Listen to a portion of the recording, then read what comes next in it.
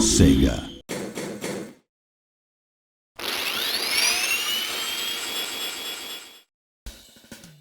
Thunderblade is a helicopter shooting game, chock full of scaling sprites.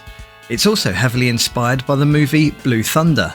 In fact, it really does riff off that film, even including digitised stills from the movie on its title and high score screens.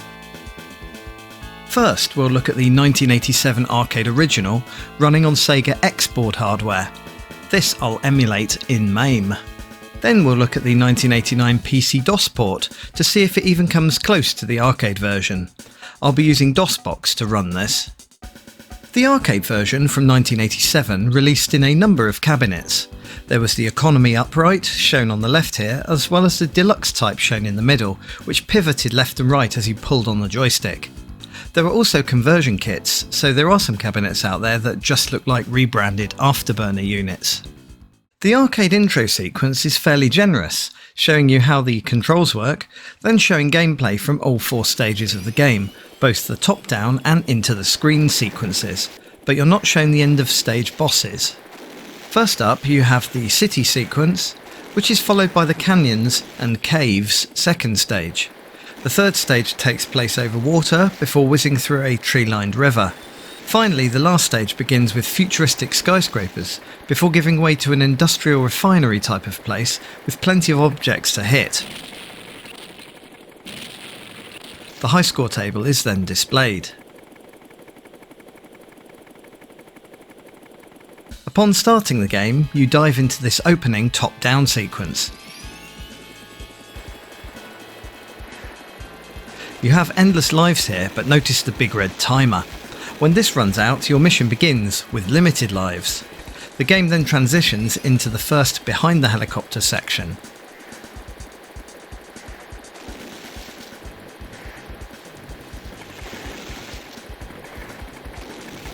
At the end of it, it reverts back to an overhead view as you take on a battleship.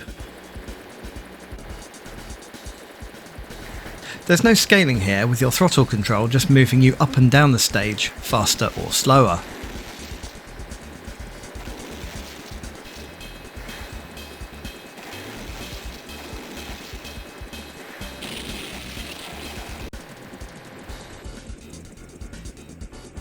The second stage is set in this narrow canyon, where it's rather easy to come a cropper. The behind sequence is impressive as you dive in and out of caves with plenty of rocks to avoid. The end of stage boss is a giant, lumbering, multi-part tracked vehicle.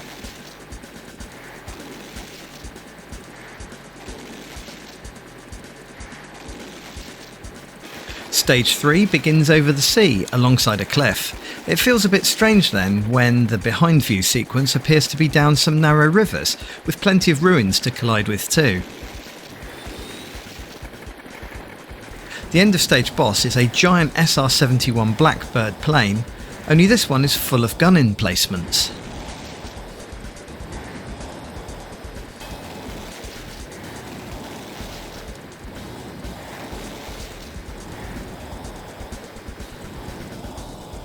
Finally, stage 4 sees you initially dodging through some tall buildings, similar to the first stage.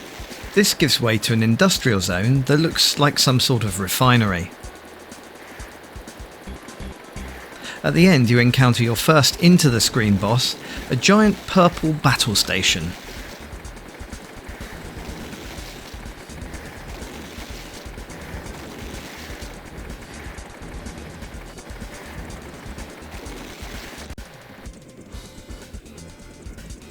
Once that's been killed, you fly off into the sunset, and then you can enter your name in the high score table. Enough of me talking though, now watch a minute of gameplay culled from all the locations across the game.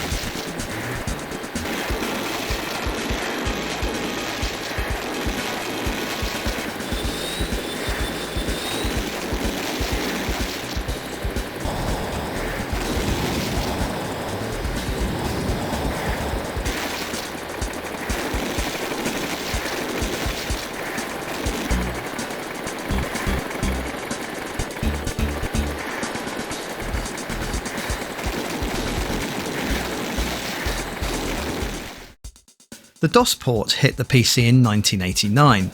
It's another of those ports that's trying too hard, and yet is also not speed regulated, meaning the faster your PC, the quicker it'll run, until it's unplayably fast.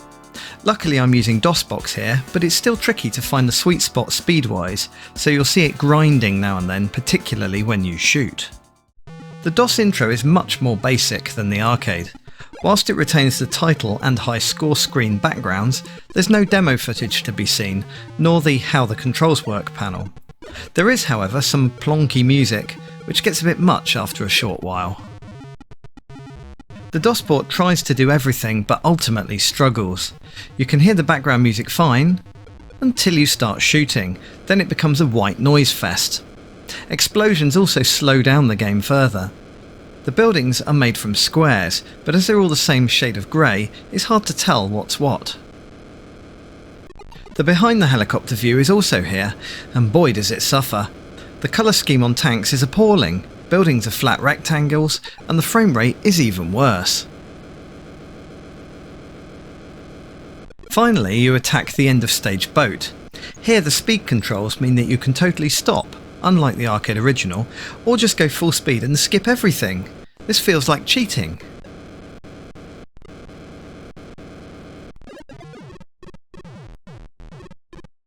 The second stage has replaced the canyon walls with these blocks of orange and green. It's disgusting. You also crash into nearly everything here. I find it easiest to go full speed and stay low.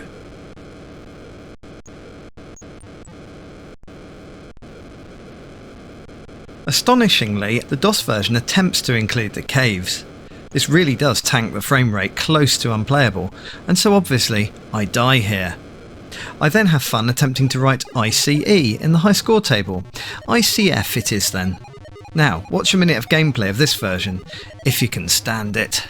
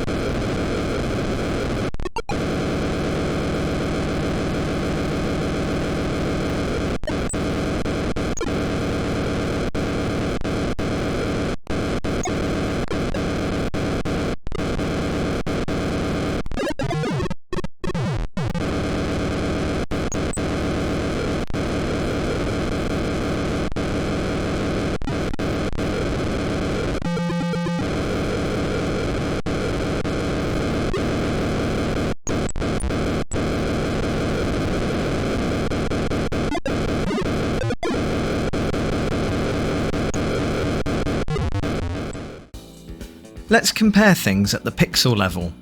First up, here's the arcade title screen with a still from Blue Thunder. Wiping across, you can see the DOS version uses the same image, but has the logo redrawn. It's a similar story with the high score table's background image. Here's the arcade, and here's the DOS version. In-game, here's a shot of the opening top-down sequence in the arcade. Wiping across, you can see the DOS port not only lacks colours, but it's gained an ugly-looking title block and borders around the screen, presumably to try and increase performance of the gameplay. Finally, here's the behind the helicopter view in the arcade version. See how 3D depth is faked by turning buildings into repeating slices of the same sprite. And here's the DOS version with a lot of grey rectangles for buildings. Not so perfect, I'm afraid. Let's put both versions head to head, across several situations in the game.